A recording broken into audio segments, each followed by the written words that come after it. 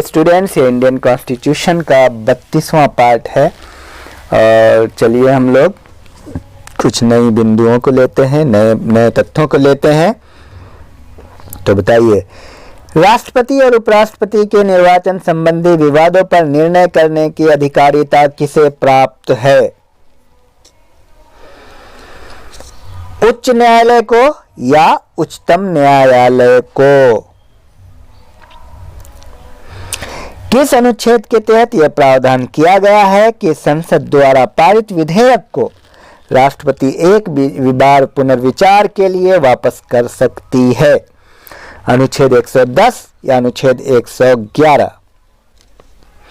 भारत का महान्यायवादी किसके पश्चात पर्यंत अपने पद पर बना रहता है? प्रधानमंत्री के या राष्ट्रपति के? संविधान के किस अनुच्छेद के तहत राष्ट्रपति को प्रधानमंत्री से सूचना प्राप्त करने का अधिकार है?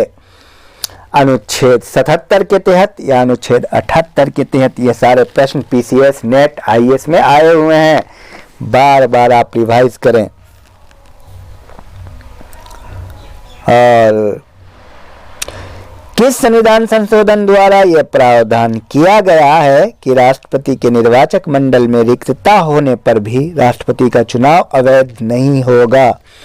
10वें संविधान संशोधन 1961 या 11वें संविधान संशोधन 1961?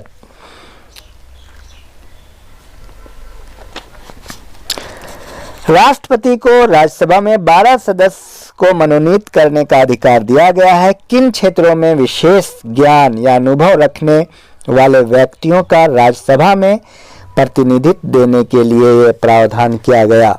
ऑप्शन देखिए, विज्ञान के क्षेत्र से या साहित्य, विज्ञान, कला और समाज सेवा के क्षेत्र से?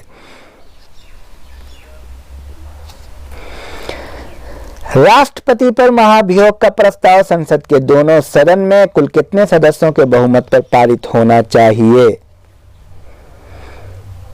सदन के कुल सदस्य संख्या कम से कम 2/4 या 2/3 बहुमत से।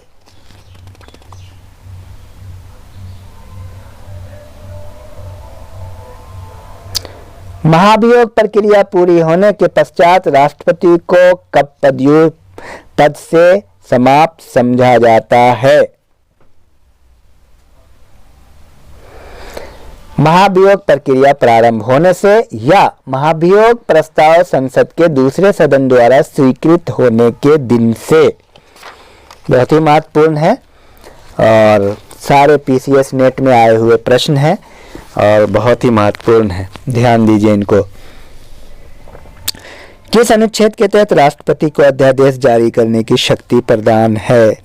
अनुच्छेद 122 या अनुच्छेद 123? संविधान के किस अनुच्छेद के तहत राष्ट्रपति संसद के दोनों सदनों का संयुक्त अधिवेशन आहूत कर सकता है? अनुच्छेद 107 के तहत या अनुच्छेद 108 के तहत?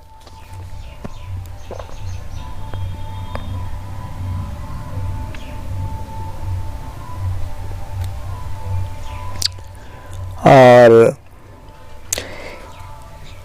किसी नए राज्य के निर्माण या किसी वर्तमान राज्य के क्षेत्र सीमा नाम में परिवर्तन करने वाले विधेयक को किसकी सिफारिश से संसद में प्रस्तुत किया जाता है? प्रधानमंत्री की या राष्ट्रपति की?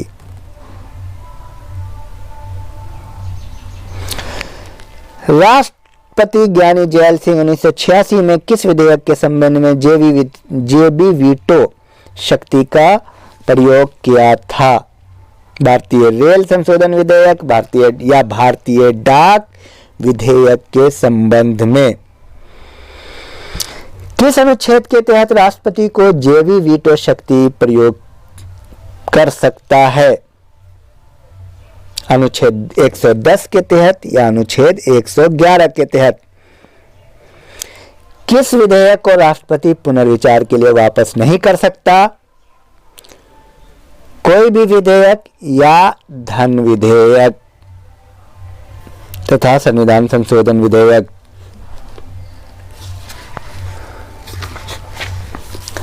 तो ये रहा कुल मिलाकर के।